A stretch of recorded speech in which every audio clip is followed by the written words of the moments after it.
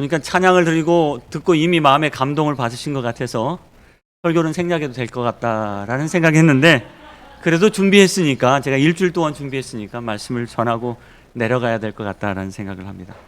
오늘 보니까 새로운 얼굴들이, 우리 이경옥 우리 성도님 너무 반갑습니다. 오랜만에 뵙는데 하나님의 은혜가 오늘 함께하길 간절히 바랍니다.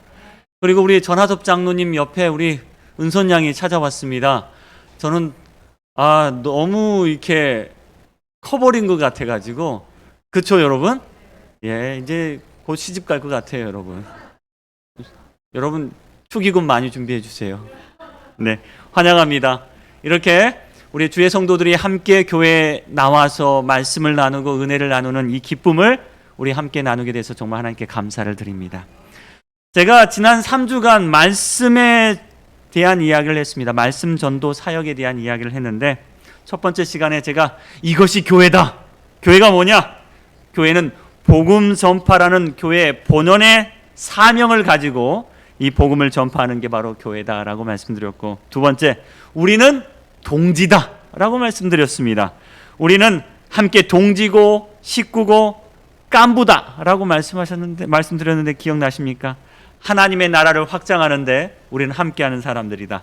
세 번째, 이것이 우리의 사명이다 라고 말씀하시면서, 오늘날 교회가 위협받는 이유가 이 복음 전도의 사명을 다하지 않았기 때문이다 라고 말씀을 드렸습니다. 저는 이 교회에 와서 계속해서 마음에 부담이 가는 게 한 가지 있습니다. 그게 뭐냐? 전도예요. 전도. 우리가 전도의 사역을 다하지 못하고 있는 게 아닌가라는 생각이 들 때마다 정말 마음에 부담감이 많이 갑니다. 그래서 자나깨나 솔직히 그 생각뿐입니다. 어떻게 하면 우리가 전도의 사명을 다할 수 있을까? 우리가 이 사명을 감당하기 위해서 무엇을 해야 될까? 하면서 제 머릿속에 떠오른 게 하나 있었습니다. 그것이 뭐냐? 기도의 사역이었습니다. 기도는 우리 그리스도인들이 가지고 있는 가장 순수하고 독특한 사역이라고 설명하고 있습니다. 저는 그래서 이 말을 참 좋아합니다. 기도는 그리스도인들이 할 수 있는 가장 순수하면서 독특한 사역이다. 교회는 어떤 사역을 해야 될까요, 여러분? 교회는 어떤 사역을? 합회나 연합회에서는요, 오랫동안 이런 사역해라, 이런 일해라, 이런 사업해라 라고 여러 가지 숙제를 목회자들에게 줍니다. 어떤 사역해야 될까? 어디에서는 제자 훈련해야 됩니다. 어떤 곳에는 가정 사역해야 합니다. 여러분, 어린이가 교회의 희망입니다. 어린이 사역해야 합니다. 아닙니다. 교회의 절반 이상이 노인이니까 노인 사역해야 합니다. 또 요새는 가마력 사업해야 합니다. 또 요새는 도르가 사역해야 합니다. 청년 사역해야 합니다. 뭐 해야 되죠, 여러분? 다 해야 돼요. 다 해야 돼. 근데 교회 형편 때문에 이걸 다 하지 못해요.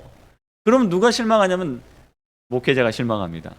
이런 것도 하고 싶고 저런 것도 하고 싶은데 교회 형편 때문에 이것도 못하고 저것도 못하니 누가 제일 힘들어요? 목사님이 제일 힘들어요, 여러분. 에?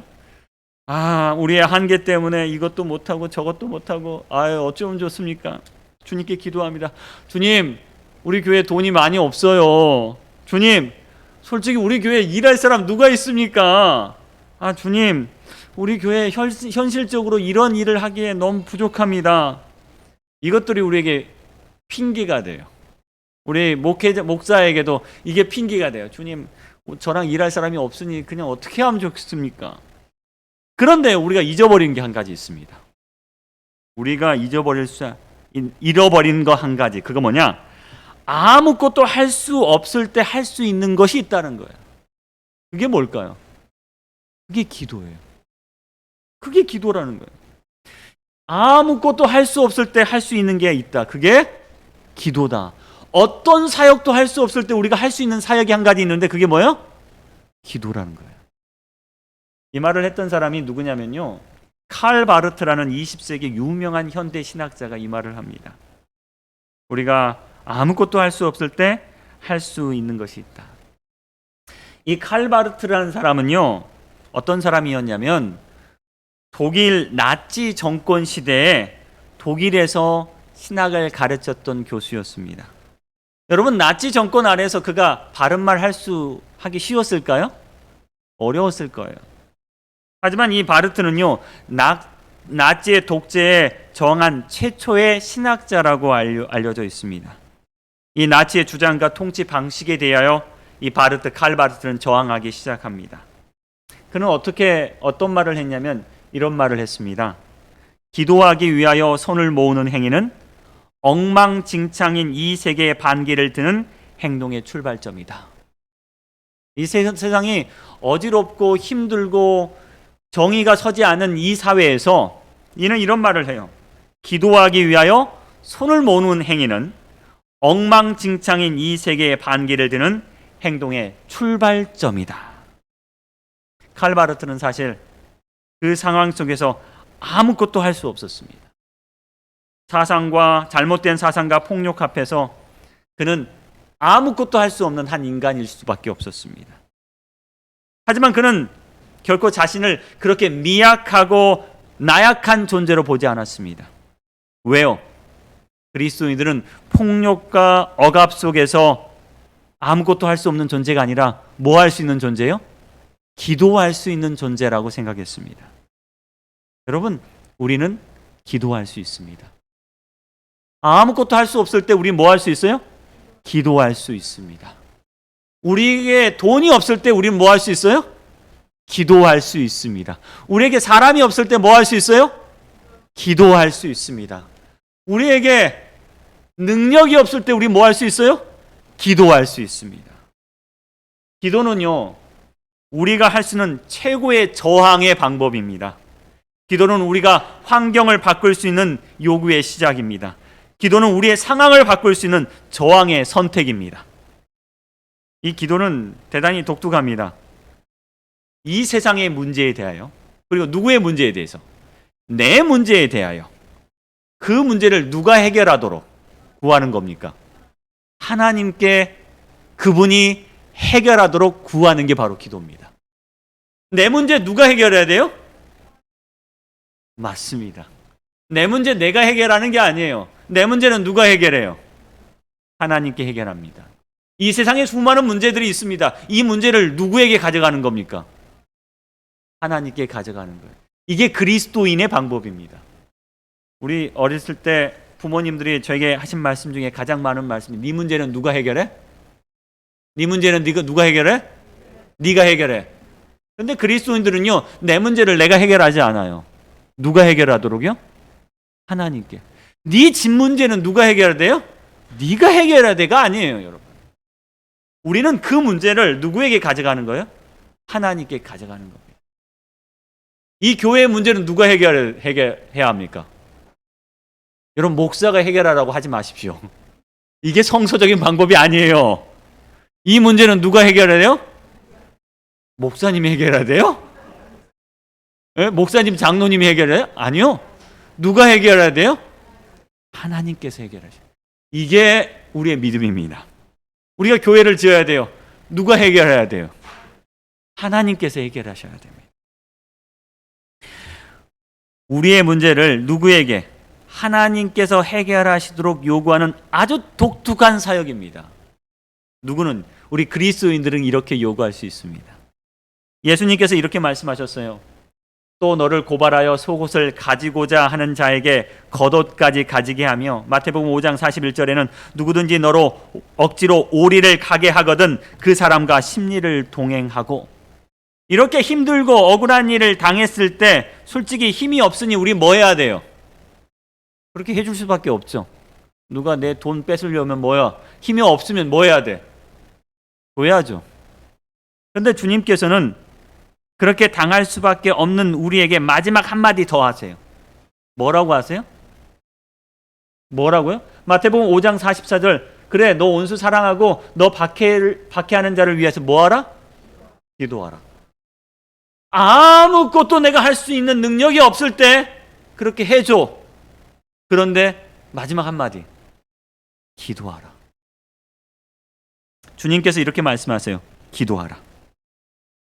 네, 우리에게 닥친 문제가 이 세상의 문제이고 이웃의 문제고 환경의 문제이고 어쩌면 내 자신의 문제임에도 불구하고 우리는 그들에게 가서 시시비비를 따지지 말고 저항하지 말고 바꾸려 노력하지 말고 뭐하라? 기도하라고 말씀하세요. 기도는요, 그리스도께서 가르쳐준 아주 위대한 사역의 핵심입니다. 아무것도 할 수 없는 미약한 우리에게 가르쳐 주신 가장 순수한 사역, 뭐요? 기도하라는 거예요. 우리가 뭔가 바꿀 수 없을 때 바꾸려 하지 말고 뭐라? 구하라라고 말씀하십니다. 하나님께서는요, 우리의 문제를 누구에게 갖고 오기를 바라시냐면 아버지께 가져오기를 바랍니다. 기도는 우리가 처한 현실에서 해결할, 저항할 수 있는 가장 좋은 방법이라는 겁니다. 제가 어릴 적에 이 철없던 시절에 부모님께 이런 말을 종종 한 적이 있었습니다. 뭐요? 나 밥 안 먹어. 나 밥 안 먹어. 지금은 그런 이야기 안 합니다. 밥 안 먹어. 뭔가 마음에 안 들고 화나면 감히 부모님께 반항은 못하고 뭐라고 해요? 밥 안 먹어. 제 부모님께 큰 소리 못 치죠. 가출도 못 차죠. 가출했다가 괜히 못 돌아오면 안 되니까요. 그냥 할 수 있는 게 뭐냐면, 가장 큰 저항이 뭐냐면 나 밥 안 먹어. 그러면 부모님께서 뭐라 그래요? 먹지 마. 안 먹으면 네 손해지 내 손해냐? 라고 매정하게 말씀하셨어요. 그런데 제가 부모가 돼 보니까 이 말이 저에게 너무나 큰 충격이더라고요. 아픔이고 타격이에요. 아이가 한 끼 밥 안 먹는다고 해도 죽어요, 안 죽어요? 안 죽어요. 그런데 한 끼라도 안 먹으면 제 마음이 왜 이렇게 아픈지 모르겠어요. 아이가 문제가 있을 때 그 문제를 하나님께 고하는 것이 어쩌면 하나님께서 큰 아픔이며 동정이며 연민이 된다는 사실을 제가 알게 되었어요. 여러분, 하나님께 여러분 말씀해 보십시오. 나 밥 안 먹어요. 그러면 하나님은 그것이 부모의 마음으로 너무 큰 아픔이 된다는 사실입니다. 기도는요, 우리가 처한 현실에 대하여 우리가 싸울 수 없으니 누구에게요? 하나님께 지금 뭐 하는 거예요? 뭐 하는 거예요? 맡기는 거예요. 하나님 앞에서 우리가 뭐라 그러는 거예요? 하나님, 나 밥 안 먹어요. 네, 먹지 마. 그런데 누구는? 하나님께서는요, 마음이 아프시다는 거예요. 너무 아파요. 하나님, 제가 아무것도 할 수 없습니다. 그러니 저 뭐 합니다? 기도합니다. 제임스 윌리엄이라는 사람은요, 윌리엄 제임스라는 사람은 이렇게 말했습니다. 우리는 기도할 수밖에 없기 때문에 기도할 뿐입니다. 이건 명언이 아니라 인간의 고백이고 간증이라고 생각해요. 내가 아무것도 할 수 없어요. 근데 뭐밖에 못해? 기도밖에 할 수 없어요. 그럼 우리 뭐 해야 돼요? 기도해야 돼요. 우리는 기도하는 겁니다. 우리가 처한 상황 속에서 뭐 할 수 있습니까? 기도합니다. 최소한 기도는 뭐 드는 일은 아니야? 돈 드는 일은 아니에요. 기도는 능력이나 재주가 많아야 할 수 있어요? 아니에요. 기도는 젊은 사람만 할 수 있습니까? 아니에요. 기도는 시간이 많은 사람만 할 수 있어요? 아니에요. 기도는 누구나 할 수 있으며 언제나 할 수 있으며 쓰러져도 할 수 있는 게 기도입니다. 여러분, 기도는요, 핑계할 수 없어요. 하나님, 제가 시간이 없어서 기도 못합니다. 아니요. 제가 돈이 없어서 기도 못합니다. 아니요. 주님, 제가 힘이 없어서 기도 못. 아니요. 기도는요, 누구든지 할 수 있습니다. 그래서 기도는 그리스도께서 우리에게 준 가장 놀라운 사역입니다. 여러분, 아무것도 하지 않은 사람이 되지 않기를 기도합니다. 최선을 다해 기도하는 사역을 하기를 원합니다. 기도는 가장 순수하면서 가장 독특한 사역입니다. 영감의 말씀에 이런 말씀이 있습니다.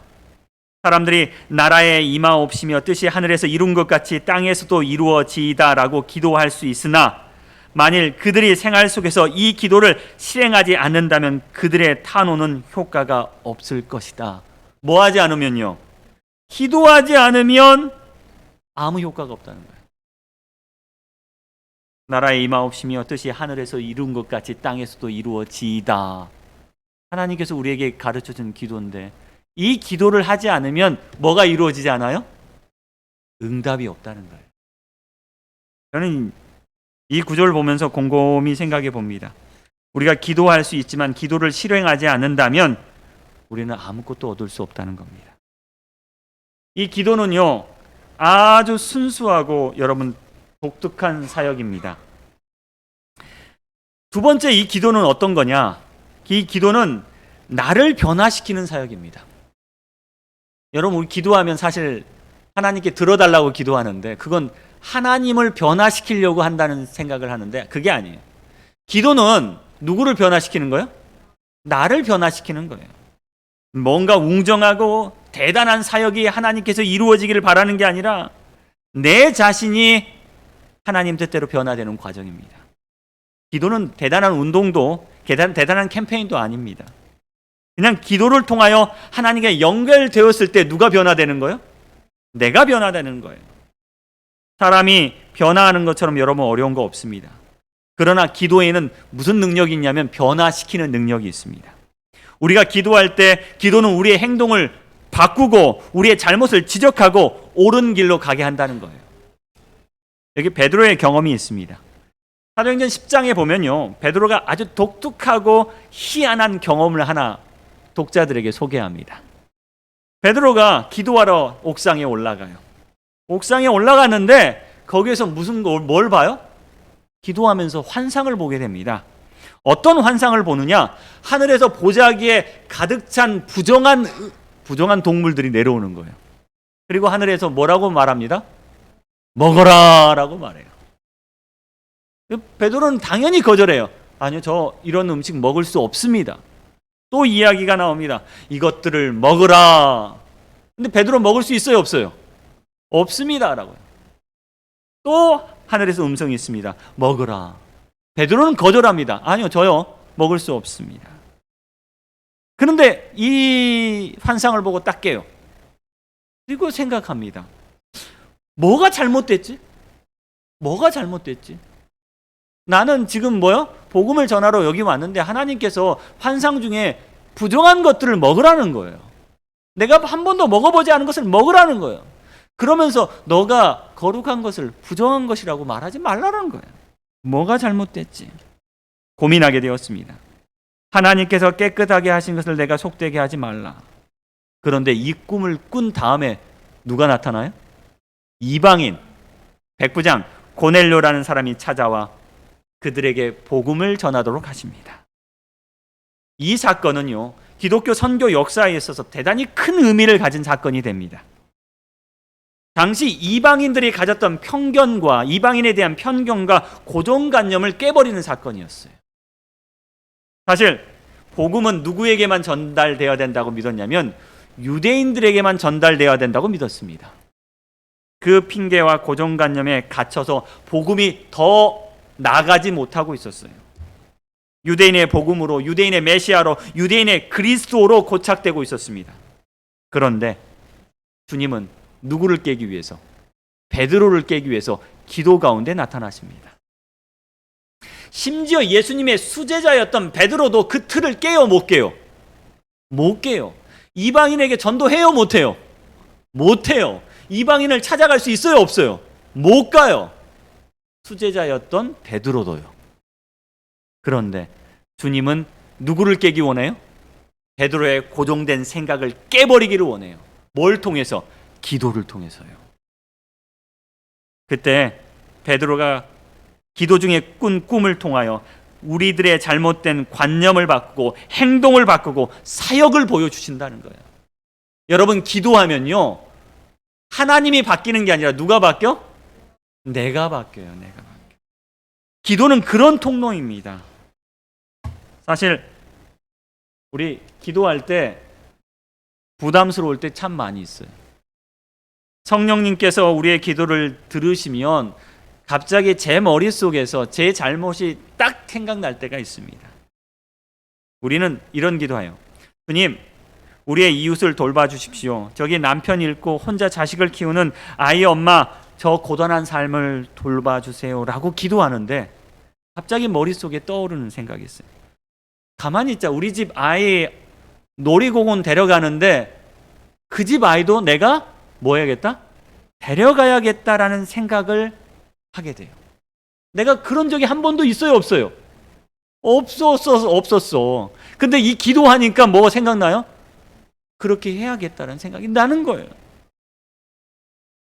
기도하시는 성도들에게 자주 이런 이야기를 듣습니다. 목사님, 제 순서시에 나온 대로 제가 누구 위해서 오늘 기도하는데 갑자기 그 사람한테 뭐 하고 싶어요? 전화하고 싶어요. 그리고 뭐야? 그 사람한테 전화를 했다는 거예요. 잘 있는지 궁금하다고. 근데 전화했어요. 누가 움직이신 거예요? 성령께서 움직이시는 겁니다. 저는 이것이 사역이라고 생각합니다. 만약 우리가 기도한다면 하나님께서는요, 우리가 해야 할 일을 가르쳐 주세요. 그게 계시입니다. 기도할 때 들리는, 우리 속에 들리는 내면의 목소리는 우리의 행동을 요구하게 돼요. 기도하면요, 내가 그렇게 하지 못했던 것들에 대하여 마음의 가책을 느끼게 돼요. 우리의 마음을 울리고 머리를 울리며 결국 그것이 어떻게 돼요? 용기 있게 하게 만든다는 사실이에요. 기도는 우리의 행동을 교정시켜 줍니다. 기도는 우리의 품성을 변화시켜 줍니다. 기도는 우리를 더욱더 겸손하게 만들어주고, 기도는 우리로 하여금 예수님을 더 매달리게 만들어주고, 기도는요, 선교의 필요성을 알려주고, 기도는요, 타인을 더 사랑하게 만들어준다는 거예요. 기도는 우리 안에서 하나님의 성전을 짓게 합니다. 우리 40년 동안 부계교회가 제대로 된 성전 짓기 위해서 여러분 기도하지만요, 정말 기도의 더 큰 능력은 여러분의 마음 속에서 하나님의 거룩한 성전을 만들게 하는 게 바로 기도입니다. 여러분 기도할 때마다 여러분의 성전이 만들어지고 있어요. 제가 40대, 50대가 되면서 느끼는 게 한 가지가 있습니다. 바꾸고 싶어도 바뀌어지지 않는 거 두 가지가 있는데, 첫 번째가 뭐냐면 제 몸매가 안 바뀌더라고요. 살찐 배가 어때요? 빠지지 않아요. 두 번째는 뭐가 안 바뀌냐? 생각이라는 게 바뀌지 않아요. 잘 안 바뀌어요. 우리의 몸과 마음이 잘 안 바뀌더라고요.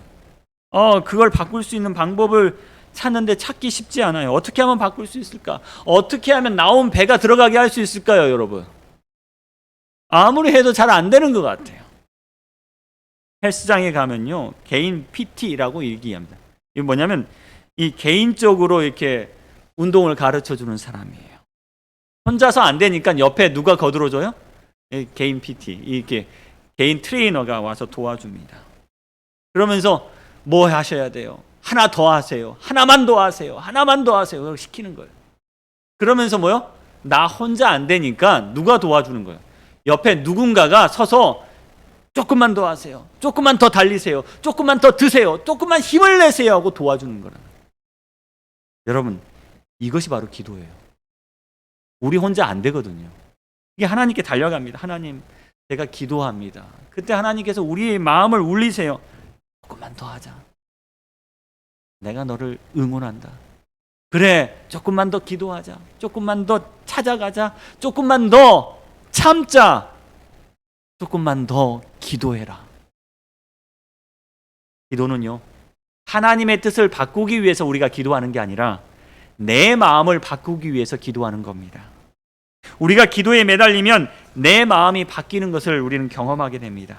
그때 사역은 저절로 이루어집니다. 그래서 우리는요, 누구처럼 기도해야 돼요? 예수님처럼 기도해야 합니다. 예수님께서 이렇게 기도하셨습니다. 내 온대로 마옵시며 누구의 뜻대로? 아버지의 뜻대로 되기를 원하나이다. 그러나 내 온대로 마옵시고 아버지의 원대로 되기를 원하나이다. 이렇게 기도하면 우리는 하나님과 뭐 하게 되냐면 교통하게 됩니다. 교제하게 됩니다. 주님, 제가 어떻게 해야 됩니까? 저를 좀 도와주십시오. 그러면 주님은 답을 주실 것입니다. 기도는요, 우리를 움직이게 하는 단추입니다. 여러분, 이 단추를 누르면 뭐가 돼요? 우리가 움직여요. 그런데 우리는 기도를 하지 않아요. 뭐 하지 않아요? 이 단추를 버튼을 누르지 않아요. 여러분, 누르세요. 기도하세요. 그러면 우리가 움직이게 됩니다. 이렇게 기도를 통해 우리는 하나님과 교통하고 기도를 통해 우리는 사역을 하게 되는 것입니다. 기도하면 뭐가 보여요? 방법이 보입니다. 자, 세 번째요. 이 기도는 그리스도인의 가장 순수하고 독특한 사역으로서 기도는 뭐냐? 이 기도는 바로 나와 하나님이 연결되었다는 증거입니다. 여러분 누구에게 전화를 자주 하십니까? 나랑 친한 사람에게 전화를 자주 합니다. 똑같습니다. 우리가 하나님께 기도한다는 것은 하나님과 내가 어떤 관계예요? 친한 사이예요. 여러분 기도 시작하려는데 좀 이렇게 주저하는 경우 있어요? 내가 기도해야 되는데 좀 주저가 돼. 그건 마치 내가 친하지 않은 사람에게 전화하는데 전화할까 말까 주저하는 것과 같습니다. 기도는요, 우리의 모든 사역이 하나님과 연결되었다는 증거입니다. 모든 성도가 사실 하나님과 연결되어 있지 않습니다. 어떤 이들은 하나님과 떨어져 있습니다. 어떤 사업에 많은 돈을 쏟아붓고 어쩔 때는 결과를 얻지 못할 때 있습니다. 선교를 위하여 많은 시간과 정력을 들이고도 생각하는 결과를 얻지 못할 때도 있습니다. 그것은요, 우리가 하나님과 연결되지 않았을 때 그렇습니다. 교회가 많은 일을 하고 많은 사업을 계획하지만 그것이 하나님 뜻이라고 우리는 확신할 수 없을 때도 있습니다. 여러분, 우리는 하나님의 일을 해야 합니다. 그러려면 기도가 필요합니다. 여러분, 여기 멋있는 성당이 하나 있어요. 우리가 만일 이렇게 하나님의 크고 멋있는 성전을 짓는 것이 하나님의 사역이라고 생각하고 하나님께 영광을 돌리는 일이라고 하여서 크고 멋있는 성전을 지었다면 이것이 모두 다 하나님의 뜻에서 나온 것일까요? 아닐 겁니다. 이 성전은 어떻게 지어졌냐? 중세 암흑 시대에 사람들의 죄를 면하는 면죄부를 팔아서 지어진 성전이에요. 사람들에게 뭘 팔아요? 면죄부를 팔았어요. 너 이거 돈 주고 사면 당신이 이걸 헌금하면 이 돈이 떨어지는 순간 당신의 죄가 뭐요? 없어진다. 그러면서 돈을 모아서 뭐요? 이런 성전을 지었어요. 이게 하나님의 뜻이었을까요? 아니었을 겁니다. 더 중요한 건 뭐냐? 우리가 뭘로 연결되는 게 중요해요? 기도로 하나님께 연결되었다는 게 더 중요해요. 여러분, 우리가 기도로 하나님께 연결되어 있느냐, 그것이 가장 중요한 것입니다. 이런 큰 성전을 짓는 게 중요한 게 아니라 우리가 하나님께 연결되었기 때문에 우리 마음속에서 나오는 헌신에서 뭘 만들어져요? 성전이 지어져 가는 겁니다. 우리 마음의 성전도 그렇게 지어져 가는 겁니다. 여러분, 사실 우리 부교교회 커다란 성전 저는 원하지 않습니다. 그런데요, 제가 원하는 것은 여러분의 마음 속에서 예수 그리스도께서 계시는 성전이 지어지기를 간절히 바랍니다. 이것이 가장 순수하고 독특한 우리의 사역이기 때문에 그렇습니다. 기도로 연결된 성도는요, 하나님의 일을 합니다. 하나님께서 원하시는 결과를 낼 수 있습니다. 하지만 기도로 연결되지 않는 성전은 아무리 돈을 많이 들어서 100층짜리 건물을 지었다 할지라도 기도로 연결되지 않는다면 하나님의 사역이 아니라고 저는 말씀드리고 싶습니다. 기도로 연결되지 않은 사업은 단순한 인간의 사업일 뿐입니다. 기도로 연결되지 않은 선교는 그냥 활동일 뿐입니다. 여러분, 저는 여러분과 기도하고 싶습니다. 왜? 기도는 하나님과 우리가 연결되었다는 증거를 우리에게 보여주기 때문에 그렇습니다. 기도는 그리스도인의 가장 순수한 사역이며 기도는 가장 중요한 사역입니다. 그 기도는 누구와? 하나님과 우리가 연결되었다는 증거입니다. 이 창세기에 보면요, 야곱이 형과 아버지를 속이고 집을 떠나 도망가게 됩니다. 아버지를 속이고 형을 속인 다음에 그는 죄책감에 사로잡혔습니다. 그는 어두움의 절망 가운데 있었습니다. 뭐 할 용기조차 없었어요? 기도할 용기조차 없었습니다. 그는 하나님의 보호하심을 필요로 했는데 자기의 잘못 때문에 자기가 형과 아버지를 속인 그 잘못 때문에 그는 기도할 용기가 나지 않았습니다. 그런데 너무너무 두려워서 그는 기도할 수밖에 없어서 그는 잠시 무릎 꿇고 기도합니다. 그가 비록 죄인이었고 사기꾼이었고 도망자였고 한푼없는 거지였고 나그네였지만 그는 기도합니다. 이 기도할 때 뭘 보게 돼요? 하늘과 땅이 연결된 사닥다리를 보게 됩니다. 그리고 그 꿈을 통하여, 그 사닥다리를 통하여 하늘의 천사들이 오르락 내리락 하는 것을 보게 됩니다. 그가 비록 사기꾼이고 죄인이었지만 이 하나님의 꿈 속에서 그가 본 것은 그의 기도의 내용을 가지고 올라가는 천사를 보았고, 기도의 응답을 가지고 내려오는 누구를 보아요? 천사를 보았다는 사실입니다. 그가 기도할 때 그 기도의 메시지를 전달하는 천사를 보았다는 거예요. 비록 우리가 죄인이라 할지라도 여러분, 우리가 야곱의 꿈을 꾸게 되기를 간절히 바랍니다. 우리도 야곱의 꿈을 꾸고 하나님께서 우리의 기도를 가지고 오르락 내리락 하는 천사들에게 우리의 기도를 들으시고 우리에게 응답하신다는 그 확신을 갖게 되기를 간절히 바랍니다. 우리의 사역이 진실하다면 바로 우리가 하나님과 연결된 사역을 해야 합니다. 창세기 28장 15절에 이런 약속을 주님은 하셨습니다. 내가 너와 함께 있어 내가 어디로 가든지 너를 지키며 너를 이끌어 이 땅에 돌아오게 할지라. 내가 내게 허락한 것을 다 이루기까지 너를 떠나지 아니하리라. 여러분, 이게 뭐예요? 이게 기도입니다. 이게 기도예요, 여러분. 하나님께서 우리가 기도할 때 이러한 약속이 이루어지게 한다는 거예요.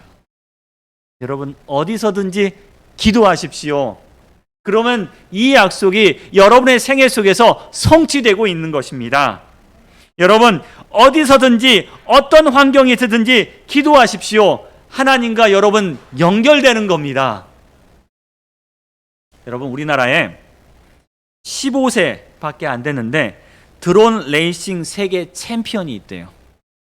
여기 있는 이 젊은 친구예요. 이 친구가 어렸을 때 아버지의 영향을 받아 이 무선 조종하는 게 관심을 갖게 되었습니다. 간간히 아버지가 하는 조종관을 잡고 그도 재능을 보이기 시작해서 그 아버지가 아들에게 이렇게 한번 말했대요. 너 한번 드론 조종 배워보지 않을래? 라고 말했대요. 그래서 이 아들이 그래요, 한번 드론 조종 배워볼게요 하면서 2달인가 3달인가 배웠대요. 그런데 이 2달인가 3달인가 드론 조종을 배우면서 국내 대회에 나가서 1등을 하고 세계 대회에 나와서 1등을 했대요. 야, 이 친구에게 뭐가 있어요? 재능이 있는 것 같아요. 이 세계 대회까지 나가서 1등을 해요. 이 친구 15살인데 대학 갈 필요 있어요, 없어요? 대학 갈 필요가 없더라고요. 보니까 이 친구 오라는 곳이 많아요. 드론 촬영하는데 방송국에서 와라고 해서 촬영 도와달라 그러고 안 쓰이는 곳이 없더라고요. 요새 드론 촬영, 드론 배달, 또 드론 공격. 이 친구가 군대에 가면 국방부에서 이런 친구를 가만히 두겠습니까? 아니죠. 그냥 데려가겠죠. 여러분, 종종 이 친구 이렇게 드론 촬영으로 알바도 한대요. 아마 제가 볼 때는 대학 갈 필요가 없겠구나 라는 생각이 들어요. 그런데 이렇게 뛰어난 친구가 드론을 조종해도 이 드론이 떨어질 때가 있어요. 언제 떨어질까요? 여러분, 드론이 언제 떨어질까요? 예? 방심할 때? 아니에요.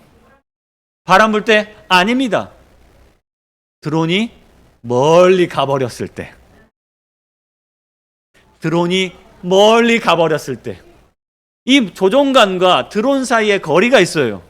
근데 그 거리를 넘어서면 이 친구가 아무리 조종을 잘해도 뭔 떨어질 수밖에 없어요? 드론은 떨어질 수밖에 없습니다. 이 드론이 주파수 밖으로 나가버리면 조종이 안 되는 거예요. 여러분, 우리가 기도의 주파수로 누구와 연결되어 있어요? 하나님과 연결되어 있어요. 그런데 우리가 하나님의 기도의 주파수 밖으로 나가면 아무리 하늘을 나는 드론도 뭐 할 수밖에 없어요? 떨어질 수밖에 없습니다. 우리도 마찬가지입니다. 우리가 하나님 밖으로 가면 우리는 뭐 할 수밖에 없어요? 떨어질 수밖에 없습니다. 우리가 기도 밖으로 나가면 떨어질 수밖에 없어요. 하나님과 관계 밖으로 나가면 우리도 떨어질 수밖에 없습니다. 여러분, 그래서 우리는 기도해야 합니다. 기도는 우리의 사역이고 우리의 의미이고 기도는 우리가 살아가는 방법입니다. 여러분, 문제가 있습니까? 여러분, 우리가 고난당하고 있습니까? 우리는 저항해야 될 때 뭐 하라고 가르치십니까? 기도하라고 가르치십니다. 문제를 풀려고 할 때 뭐 하라고 가르쳐요? 기도하라고 가르치십니다. 하나님은요, 우리에게 이렇게 가르치셨어요. 내게 문제가 있을 때, 세상에 문제가 있을 때, 그리고 이 사회에 문제가 있을 때, 우리 가정에 문제가 있을 때 그 문제를 가지고 싸우려 하지 말고 뭐 하라? 내게 가져와 기도하라고 말씀하십니다. 골로새서 4장 12절 말씀에 이렇게 말씀하셨습니다. 그가 항상 너희를 위하여 애써 기도하여 너희로 하나님의 모든 뜻 가운데서 완전하고 확신 있게 서기를 구하나니. 기도하여 하나님의 모든 뜻 가운데서 완전하고 확신 있게 서기를 구하나니. 여러분, 이렇게 기도하기를 간절히 바랍니다. 저는 여러분에게 이렇게 말씀드리고 싶습니다. 비록 이 교회가 작고 이 교회의 힘이 부족한다 할지라도 저는 여러분에게 이렇게 말씀드립니다. 기도는 우리가 일하는 방법이다. 우리는 돈으로 일하지 않습니다. 우리는 사람으로 일하지 않습니다. 우리는 오직 기도로 일합니다. 여러분, 우리는 기도로 일하는 주의 성도임을 기억하고 우리의 모든 문제를 주님께 가져가는 우리 모두가 되길 바라며 말씀드리겠습니다.